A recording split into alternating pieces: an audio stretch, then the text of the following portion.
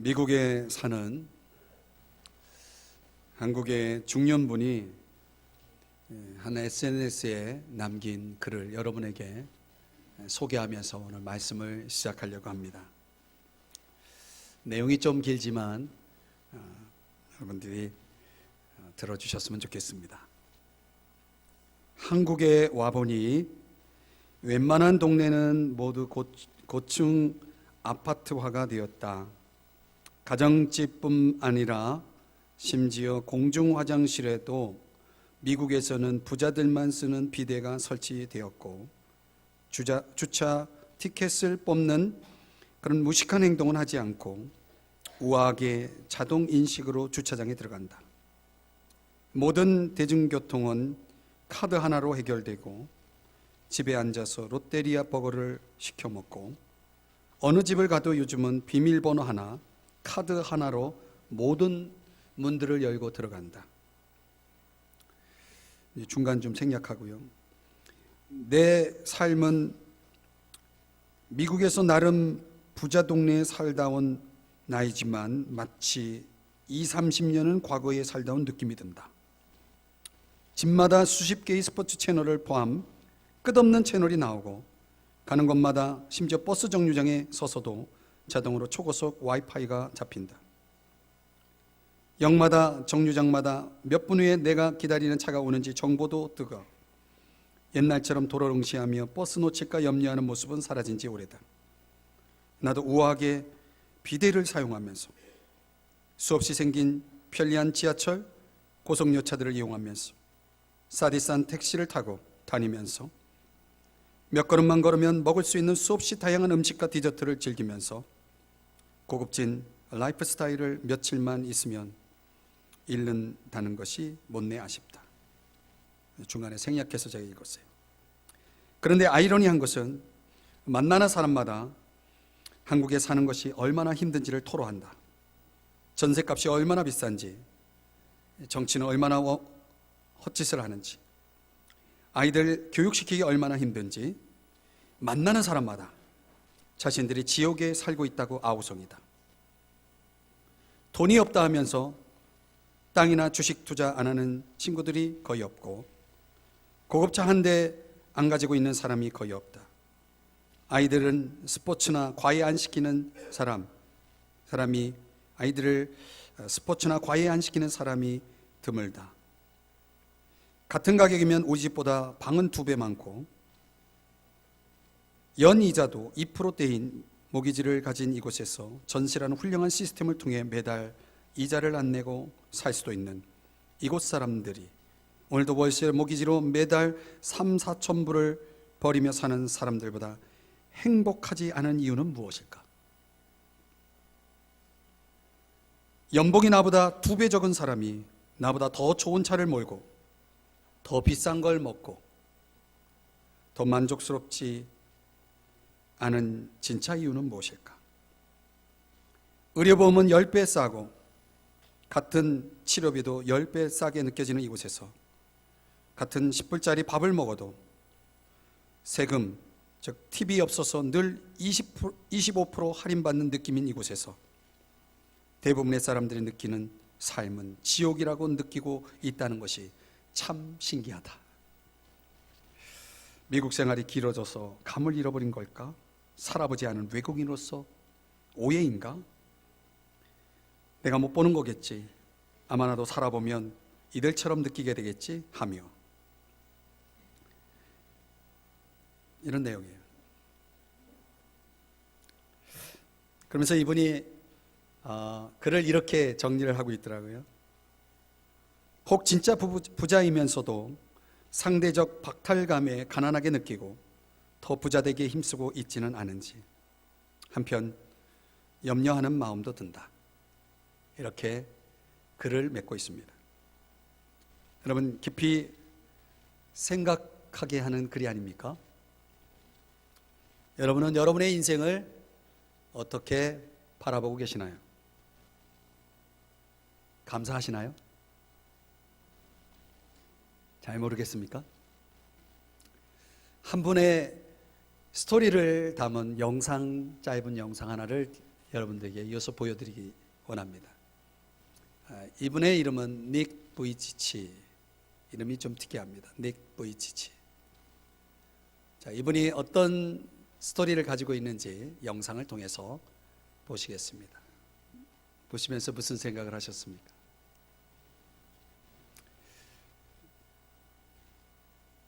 팔다리 없는 신체적 핸디캡을 그가 인생에서 겪을 수 있는 수많은 한계와 두려움이 있었지만 그는 마침내 그 모든 것을 극복하고 저렇게 당당하게 삶을 이야기하고 오히려 많은 학생들 앞에 사람들 앞에서 도전하고 있습니다. 어떻게 가능했을까요? 많은 걸 배웠죠.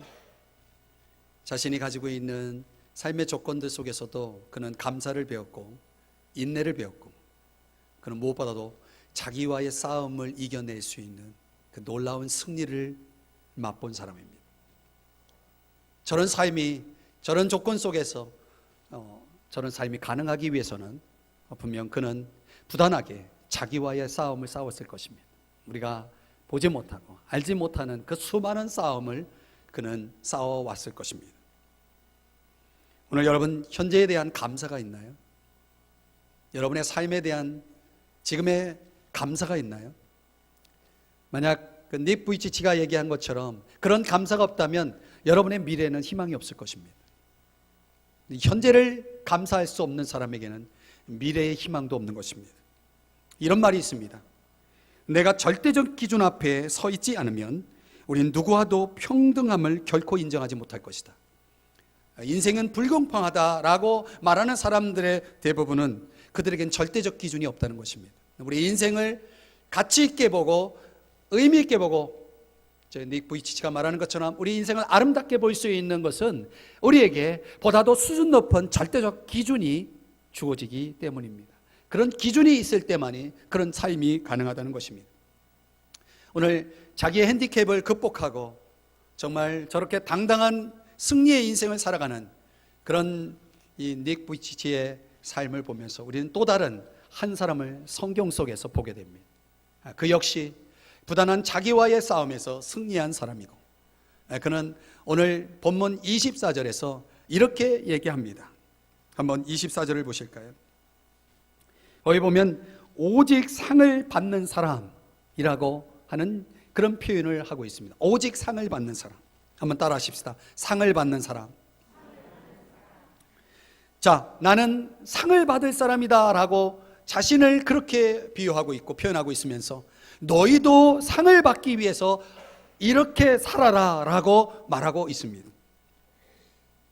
자, 여기 다름질이라고 하는 비유가 이야기되고 있습니다. 당시 우리도 이 리우 올림픽이 이제 곧 개최가 되겠죠. 여러분들 소식을 듣고 있죠. 그 리우 올림픽과 같은 그런 올림픽이 아테네라고 하는 곳에서 열리고 있었습니다. 그런데 그 아테네에서 고린도라고 하는 도시는 차로 약 30분 거리입니다. 그리 멀지 않은 곳이죠. 이 고린도라고 하는 도시를 관통하는 출입 역할을 하던 도시가 있었는데 이스티무스라고 하는 도시가 있었습니다. 그 이스티무스라고 하는 도시에는 올림픽은 4년에 한 번 열리는 거라면 이것은 경년마다 2년마다 열리는 세계 대회가 있었습니다. 이런 대회가 오늘날 유사한 대회가 있죠.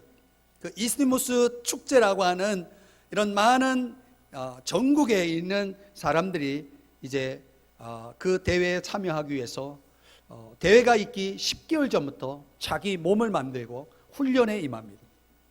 그래서 그 경쟁에서 상을 얻기 위해서 부단하게 노력을 하는 그런 배경을 오늘 본문이 가지고 있습니다. 그리스 전역에서 모인 사람들이 오직 그 소나무 잎으로 엮은 화관을 최고의 명예라 생각하고 그 화관을 쓰기 위해서 그들은 얼마나 많은 훈련과 노력을 했겠습니까? 자, 바울은 바로 그 비유를 통해서 이것을 다시 우리의 신앙과 인생의 경기의 싸움에 비유하면서 여러분들도 여기에서 승자가 되어야 합니다. 여기서 상을 얻어야 합니다 라고 도전하면서 오늘 말씀을 하고 있습니다.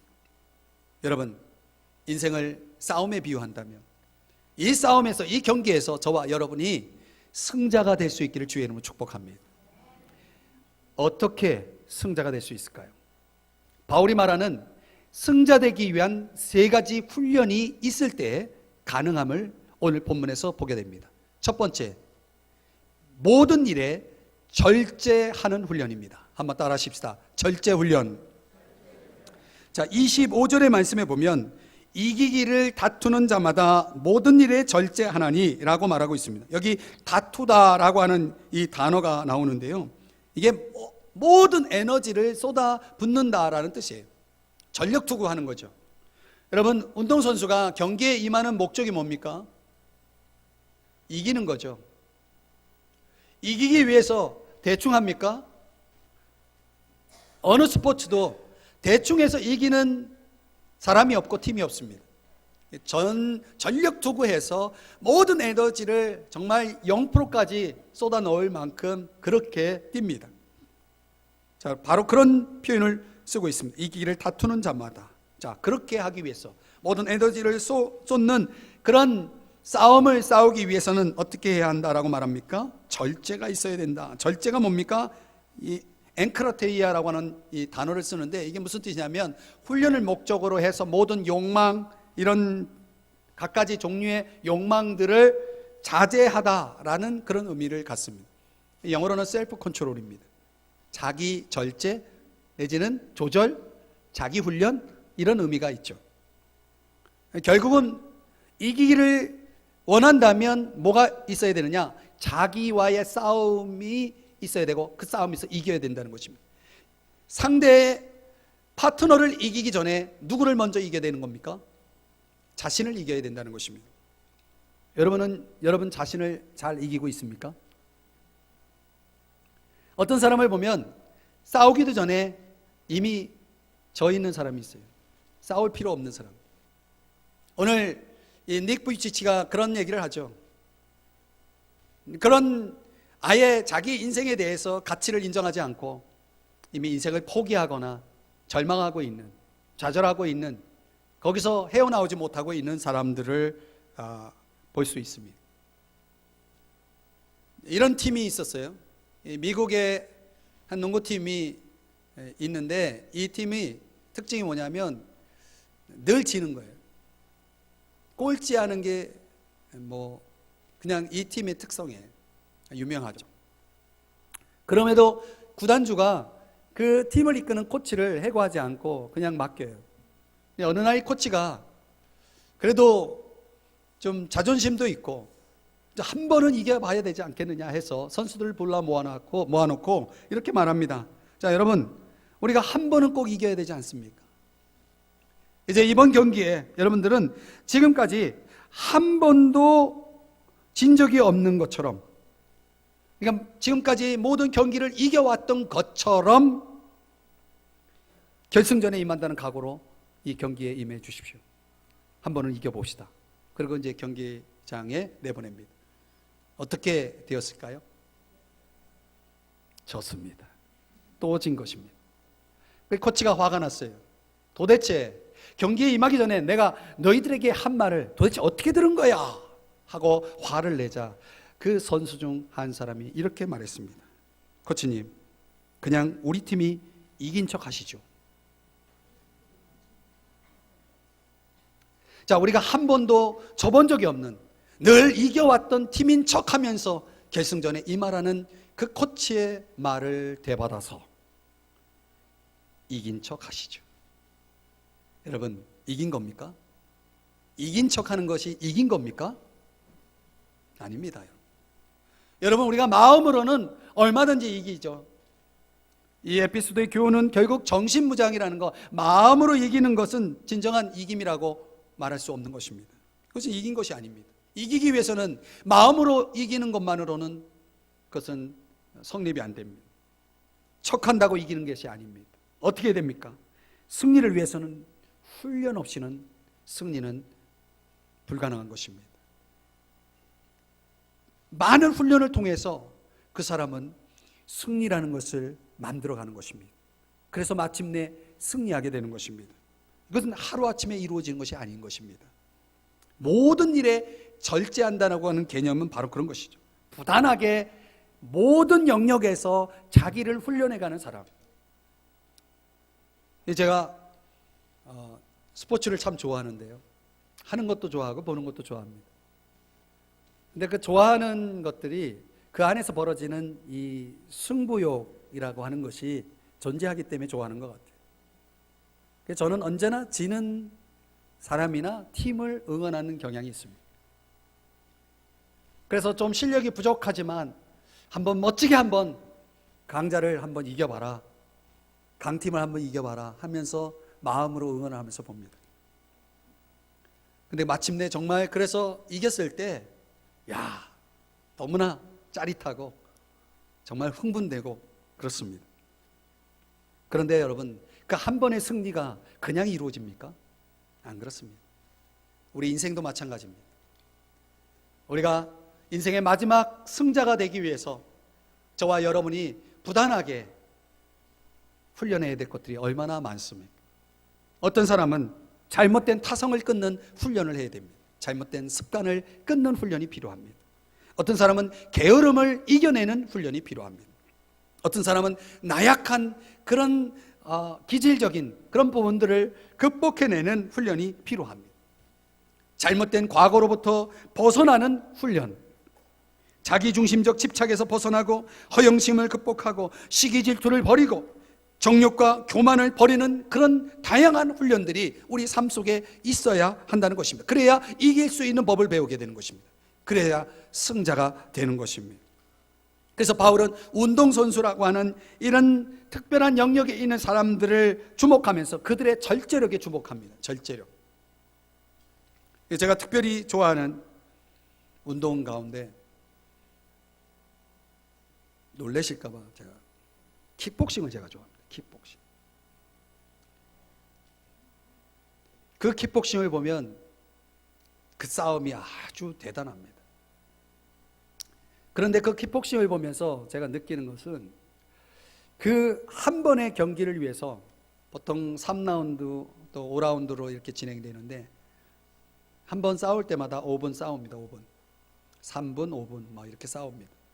그런데 그 싸움에서 이기기 위해서 보통 선수들이 그 경기, 한 번의 경기를 위해서 길게는 1년, 2년 기다립니다. 계속.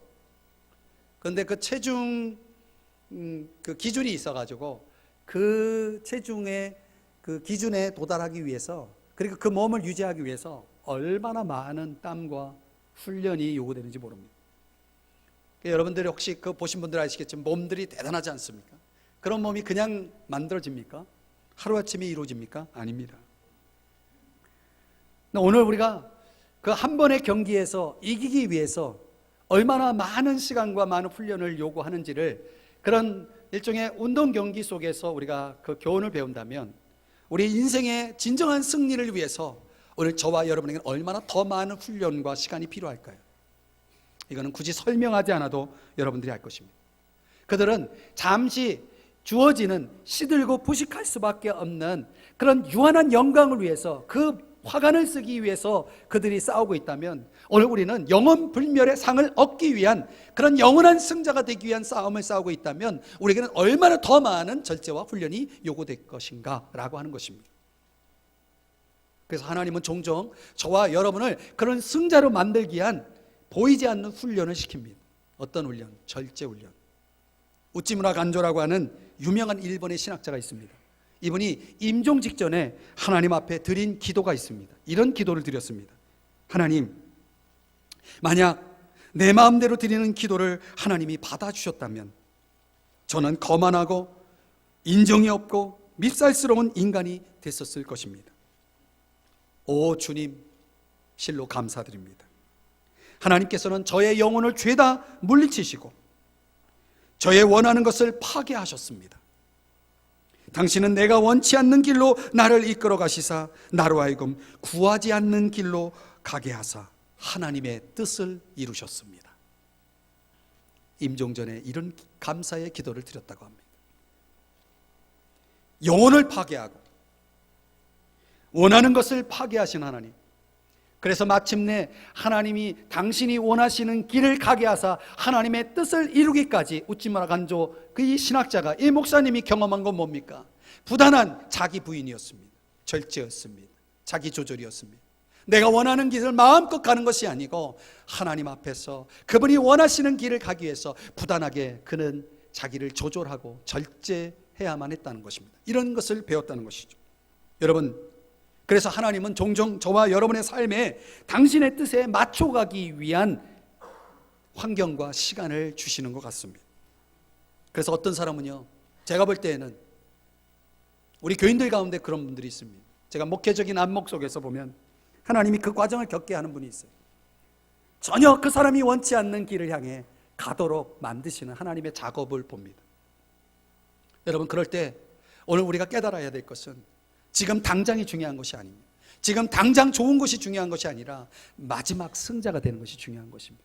하나님이 진정 최고의 궁극적인 승자가 되기 위해 영원한 상, 영원 불멸의 상을 얻는 자를 만들기 위해서 오늘 이 과정이 나에게 주어졌다는 사실을 우리가 이해한다면 우리는 그것에서 잘 인내할 수 있습니다.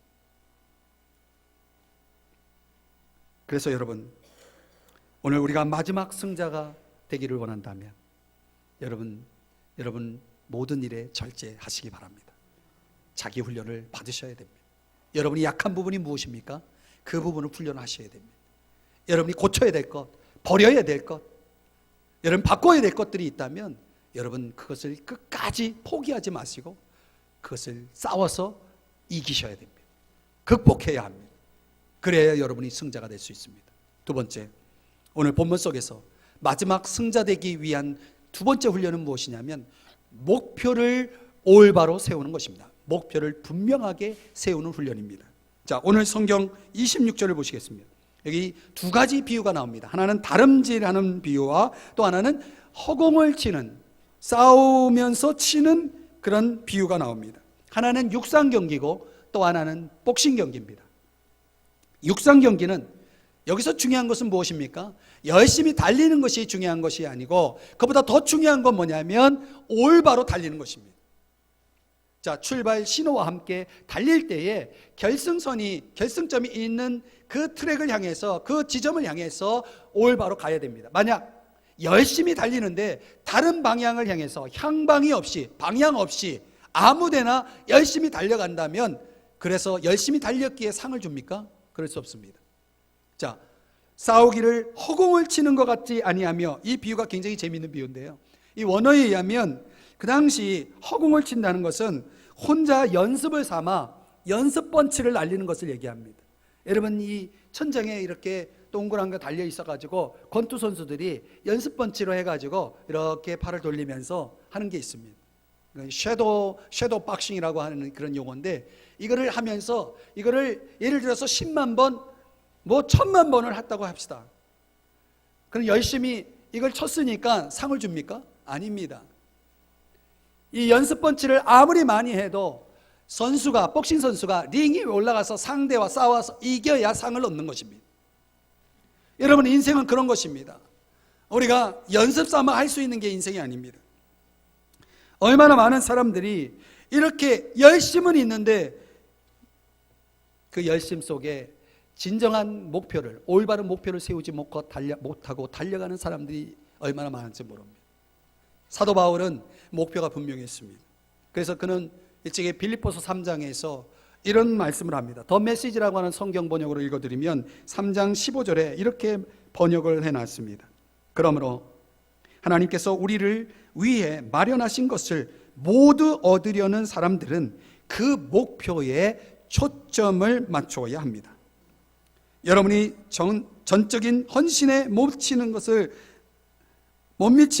마음에 품더라도 하나님께서 여러분의 흐려진 시야를 깨끗하게 하심으로 결국 여러분은 보게 될 것입니다. 이제 우리가 올바른 방향에 들어섰으니 그 방향을 유지해야 합니다. 여러분, 두 가지를 얘기합니다. 올바른 목표에 초점을 맞추라. 그리고 방향을 유지하라는 것입니다. 올바른 방향을 유지하는 것이 중요하다. 인생에 있어서 이것이 얼마나 중요합니까? 여러분, 그래서 두 가지가 중요하죠. 목표가 중요하고 방향이 중요하죠. 여러분은 무엇을 위해 뛰고 있나요? 누구를 위해 뛰고 있나요? 바울은 예수 그리스도 그의 복음을 위해서 뛰고 그렇게 살았다면, 그래서 그의 생애의 목적이 너무나 분명했다면 오늘 저와 여러분의 삶의 목적은 무엇인가요? 어떤 분이, 제가 이제 이렇게 전도를 하다 보면 교회를 떠난 분입니다. 이런 분이 많죠. 근데 이제 그 중에 이렇게 말하는 분이 있어요. 저는 언제든지 돌아갈 겁니다. 언제든지 돌아갈 겁니다. 자, 예를 들어 보겠습니다. 그분의 말이 정말 맞는 말인지 한번 생각해 보십시다. 여러분들이 운전을 하는데 길을 잘못 들어섰어요. 근데 다른 길이 없어요. 빠져나갈 길이 없어요. 그러면 뭐 다시 원점으로 돌아와야 되겠죠. 돌아와서 다시 가고자 하는 길을 갈 수 있습니다. 운전은 그렇게 할 수 있습니다. 근데 이거를 신앙적으로 설명하면 이런 걸 가르쳐서 회개라고 말합니다. 회개. 회개는 자동차 표시판으로 얘기하면 유턴 표시입니다. 갔던 방향을 다시 되돌아오는 것입니다. 그리고 다시 올바른 방향을 향해서 가는 거죠. 자, 그런데 중요한 것은 뭐냐면 그 잘못된 길을 다시 올바른 궤도로 돌아오기까지의 왕복 시간이 걸린다는 것입니다. 한번 따라 하십시다. 왕복 시간. 여러분, 그 왕복 시간이 얼마나 걸리는지 아십니까? 사람마다 다 차이가 있습니다. 근데 사람들이 생각합니다. 나는 언제든지 정상 궤도로 들어갈 수 있다라고 말합니다. 그런데요, 왕복해서 결국 잘못된 길을 돌아서 다시 원 궤도로 들어올 때쯤 와 보니, 즉 되돌아와 보니 이미 벌써 세상에 존재하지 않을 수 있다는 것입니다. 세상에 존재하지 않을 수 있다는 것입니다. 여러분, 왕복 거리가 있는 법입니다. 잊지 마셔야 됩니다. 얼마든지 돌아올 수 있다고요? 천만의 말씀입니다. 그 사람이 돌아오기 전에 그 사람은 돌아올 시간마저도 없어질 수 있습니다. 인생은 그렇게 마음대로 되는 것이 아니죠. 회개는 내가 하고 싶을 때 하는 게 아닙니다. 기회는 언제나 있는 것이 아닙니다. 중요한 것은 우리가 올바른 목표와 올바른 방향을 향해서 가는 것이 중요하다는 것입니다. 허공을 쳐서 땅을 치며 후회하는 일이 우리들에게는 없어야 하는 것입니다. 마지막 승리자가 되기를 원합니까? 그렇다면 올바른 목표를 정하십시오. 하나님이 진정 저와 여러분에게 원하시는 목표를 정하십시오. 그리고 그 목표점까지 올바르게 그 방향을 향해서 달려가십시오. 한 유명한 뮤지컬 배우의 이야기인데요. 이분이 이제 대학에서 그 뮤지컬 배우가 되기 위한 활동을 하는데 교수가 볼 땐 굉장히 뛰어난 친구예요. 근데 어느 날 이제 웅변대회에서 이 친구가 이렇게 얘기합니다. 내가 졸업한 뒤에 1년 정도 저는 유럽 여행을 할 것입니다. 그리고 뉴욕의 브로드웨이라고 하는 곳에 가서 저는 주인공이 될 겁니다. 라고 그렇게 자신의 어떤 생각을 발표합니다. 자, 그날 밤 담당 교수가 그를 불러다 놓고 이렇게 얘기합니다. 내가 보기에는 지금 그 브로드웨이를 가나 대학을 졸업하고 가나 별 차이가 없을 것 같은데, 이 교수님의 이야기를 듣고 가만히 생각해 보니까 이 친구가 그래, 교수님의 말이 일리가 있어요. 그래서 말씀을 듣고 보니까 브로드웨이 주인공이 되는데 뭐 유럽 여행이 꼭 굳이 도움이 될 것 같지 않다라는 생각을 합니다. 그래서 말하기를 그럼 1년 후 졸업하자마자 가겠습니다라고 말합니다. 그러자 교수님이 또 얘기합니다. 지금 가는 것과 1년 후에 가는 것이 무슨 차이지?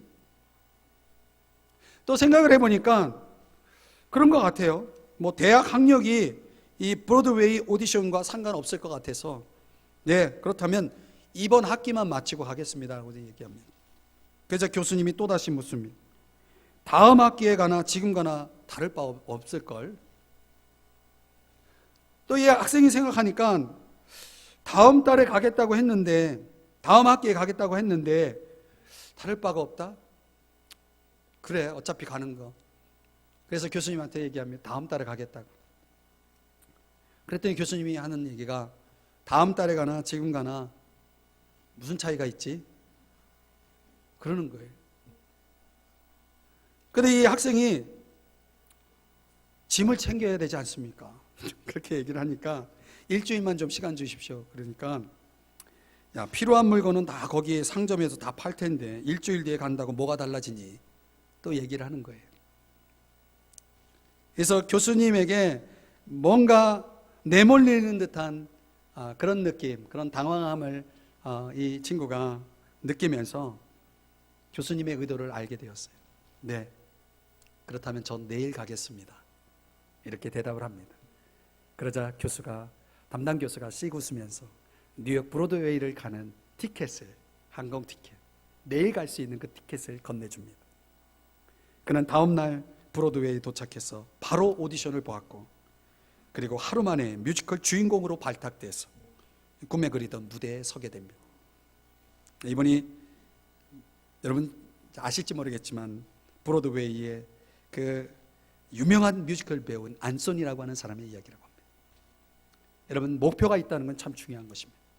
그러니까 그 목표를 어떻게 언제 이룰 것이냐, 그 방향과 그 시기, 이것은 매우 중요한 것입니다. 여러분, 만약에 목표가 정해졌다면 다른 거 볼 거 없습니다. 도전하셔야 됩니다. 달려가셔야 됩니다. 전진하셔야 됩니다. 그러나 중요한 것은 끝까지 그 결승점을 통과하는 것이 중요하다는 것입니다. 스코틀랜드에 사는 한 부자의 이야기가 있습니다. 이분은 구두쇠라는 별명을 가지고 있습니다. 많은 사람들이 생각할 때에 얼마나 구두쇠면 그런 별명이 붙었겠습니까? 그러니까 아들들, 자녀들에게도 일체 돈을 주지 않습니다. 그래서 돈을 벌기만 합니다. 사람들이 막 험담을 하죠. 저 구두쇠 하면서. 근데 어느 날 이분이 돌아가십니다. 장례식이 이제 진행이 됩니다. 장례식 현장에도 사람들의 험담이 끊이지는 않습니다. 그 돈 쥐고 있더니 거봐라 저렇게 되지 하면서 사람들이 입에서 좋은 얘기가 나오지 않습니다. 그런데 이 장례식에서 그 시신을 수습하는 가운데 고인이 평소에 쓰던 베개 밑에 한 종이가 발견이 됩니다. 그리고 그 종이에는 이런 글이 쓰여져 있었습니다. 나의 모든 재산은 조지 뮬러에게 돌리라. 당시 조지 뮬러라고 하는 사람은 고아의 아버지로 수천 명의 아이들을 돌보는 그런 복지 사업을 하는 그런 분이었습니다.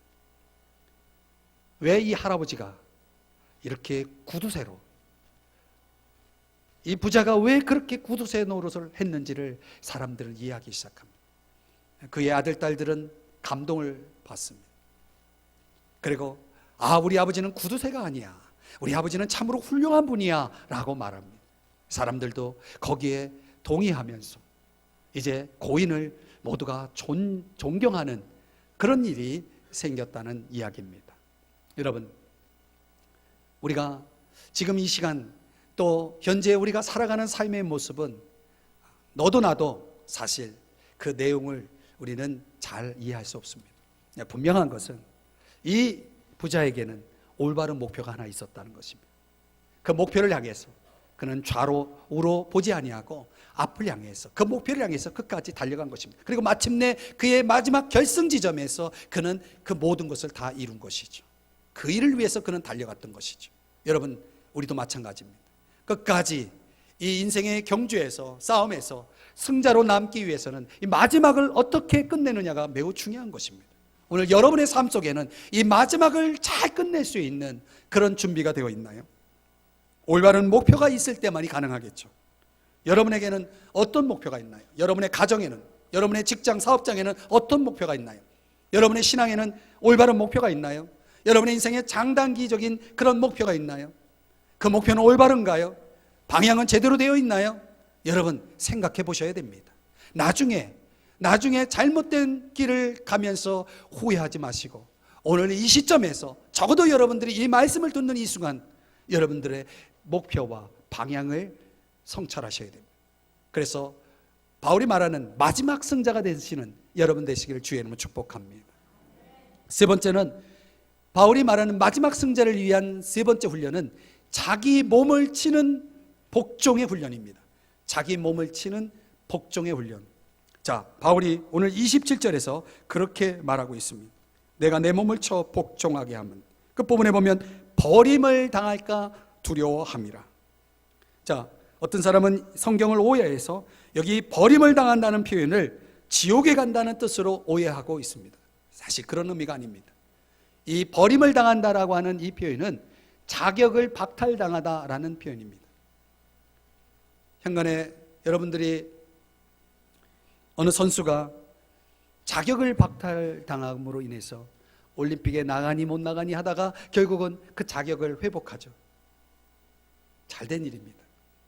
또 어떤 선수는 지금 성공의 선수 생활을 잘하고 있는데 갑자기 선수 자격이 위태로워진 선수도 등장했습니다. 여러분, 자격을 박탈당한다는 것은 이거 심각한 문제입니다. 바울이 생각하는 자격이 무엇이냐면 하나님께 쓰임받는 자격입니다. 어느 날 바울은 이런 생각을 한 거예요. 내가 권리를 주장하고 내 삶에 있어서 내가 누리고 싶은 걸 다 누리면서 나 하고 싶은 대로 다 살면서 그렇게 산다면 어느 순간 하나님이 나에게 이렇게 말씀하실 거야. 그래, 너 하고 싶은 대로 잘 먹고 잘 살아라. 나는 이제부터 너를 쓰지 않을 거야. 나는 이제부터 너를 쓰지 않을 거야 라고 말씀하시는 그 하나님에 대한 두려움을 갖고 있었다는 것입니다. 그래서 바울은 그 실격되지 않기 위한 몸부림으로 자기의 성장에 대한 열망을 가지고 자기 몸을 어떻게 했다고요? 쳤다라고 말하고 있습니다. 이게 자기 몸을 쳐서 복종했다라고 하는 이 표현이 굉장히 원어적인 의미로는 이런 비유예요. 노예를 길들이다 또는 동물들, 야생동물을 길들이다라는 뜻이 있어요. 그러니까 바울은 바울 자신의 몸이 야생동물과 같다라고 표현한 것입니다. 이 말은 무슨 얘기냐면 바울은 얼마든지 자신의 본성을 따를 때 게으를 수 있고 욕심을 부릴 수 있고 타락할 수 있고 유혹에 빠질 수 있고 자랑할 수 있고 욕심과 시기에 빠질 수도 있고 교만할 수 있고, 이러면 하나님이 쓰심에 합당하지 않기 때문에 자격을 박탈당하는 것입니다. 실격당하는 것입니다. 바울은 그런 자신의 몸을 가만둘 수가 없었던 것입니다. 아주 혹독하게 그 몸을 강한 훈련 속에서 그 몸을 유지시켰던 것이죠. 그래서 여러분, 바울이 얼마나 자신의 삶을 거치게 다루었는지를 우리는 성경에서 볼 수가 있습니다. 우리도 마찬가지입니다. 여러분, 끊임없이 사탄이 우는 사자같이 삼킬자를 두루 찾아다니면서 오늘 저와 여러분을 공격하고 있다는 사실 아십니까? 여러분, 세상에는 얼마든지 우리가 넘어질 수 있는 일들이 순간순간 우리에게 유혹으로, 시험으로, 죄로 찾아오고 있다는 사실을 아십니까? 여러분, 우리 삶에는 얼마나 많은 고통과 그리고 우리 삶에 정말 감당할 수 없는 현실들이, 슬픔들이 우리의 삶에 찾아오는지 아십니까? 이 모든 싸움에서 우리를 지켜낼 수 있을 만큼의 여러분 강성이 우리에게 필요하다는 것입니다. 바울은 자신의 몸이 그런 모든 것들을 견뎌낼 수 있는 강한 몸으로 만들기 위해서 자기를 쳐서 어떻게 주님에게 복종시켰다는 것입니다. 한순간도 긴장을 놓지 않고 살았던 것이죠. 여러분, 우리 몸은 가만두면 안 됩니다. 아십니까? 우리 몸은 가만두면요 죄 짓게 돼 있어요. 왜요? 죄성을 가진 몸이기 때문에. 그래서 죄의 몸이라고 말하고 있습니다.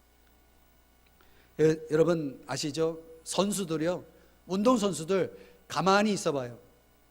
그 몸 망가집니다. 몸만 망가집니까? 자격 박탈됩니다. 경기에 임할 수 없습니다. 오늘 마찬가지입니다. 여러분, 우리가 마지막 승자가 되기 위해서, 영원한 상을 얻기 위해서 저와 여러분이 한순간도 우리 몸을 가만둔다면, 그냥 내버려 둔다면 여러분 실격당할 수 있습니다. 하나님 앞에 쓰임받지 못할 수 있습니다. 아셔야 됩니다. 말씀의 결론을 맺겠습니다. 이런 이솝우화의 얘기가 있어요. 원숭이가 높은 나무 위에 앉아 있는데 어부가 그물을 던지면서 고기를 잡고 있는 거예요. 근데 가만히 보니까 재밌어요. 근데 어부가 잠시 점심을 먹으러 자리를 잠시 비운 그 틈을 타서 원숭이가 고기를 잡아보려고 그물을 던졌는데 실수로 그만 자기 몸이 그 그물에 걸려서 물에 빠져 죽고 말았어요. 그러면서 그 죽으면서 원숭이가 이렇게 생각합니다. 이런 일을 당해도 싸지. 왜 배우지도 않고 낚시를 하려고 했을까? 여러분, 이 이솝과의 이야기가 어떤 교훈을 줍니까? 전문가는 아무나 되는 게 아닙니다. 인생의 승자도 마찬가지입니다. 그냥 시간이 지나면 되는 게 아닙니다. 저는 인생의 경주를 잘 달리다가 트랙에서 벗어난 많은 분들을 봤습니다. 자격 박탈당했습니다. 근데 본인이 자격을 박탈당했는지도 몰라요. 오늘 전문가가 되기 위해서 부단하게 자기를 훈련하고 노력하는 이런 싸움이 필요한 것처럼 우리 인생의 승리도 마찬가지입니다. 여러분 아십니까? 세상에서의 삶의 의미와 가치는 하나님 앞에서 결정나는 것입니다. 마지막 날에 결정나는 것입니다. 지금 당장은 좋아 보일 수 있습니다. 아무 문제 없어 보일 수 있습니다. 그러나 여러분 마지막 승자가 될 준비를 하셔야 됩니다. 그 마지막 주님 앞에서 승자로 영원한 상을 얻기 위해서 저와 여러분에게는 세 가지 훈련이 필요한 것입니다. 절제의 훈련, 분명한 목표를 향해서 올바른 방향을 향해서 달려가는 훈련, 그리고 자기 몸을 쳐서 주님께 복종시키는 이 부단한 자기 부인의 훈련이 요구되는 것입니다. 빌립보서 3장 14절에 사도 바울은 이렇게 고백합니다. 나는 하나님께서 우리를 손짓하며 부르시는 그 목표 곧 예수만을 바라볼 뿐입니다. 나는 달려갈 뿐 되돌아가지 않겠습니다. 나는 되돌아가지 않겠습니다. 여러분, 이 목표를 위해서 하루하루 힘차게 살아가시는 여러분 되시길 바랍니다. 여러분에게 분명 주님이 주시는 복이 있을 것입니다. 한 분도 우리 삼성중앙교회에 와서 예배드리신 여러분 가운데 탈락자가 없기를 바랍니다. 탈락자 없이 모두가 승자 되십시다. 기도하시겠습니다.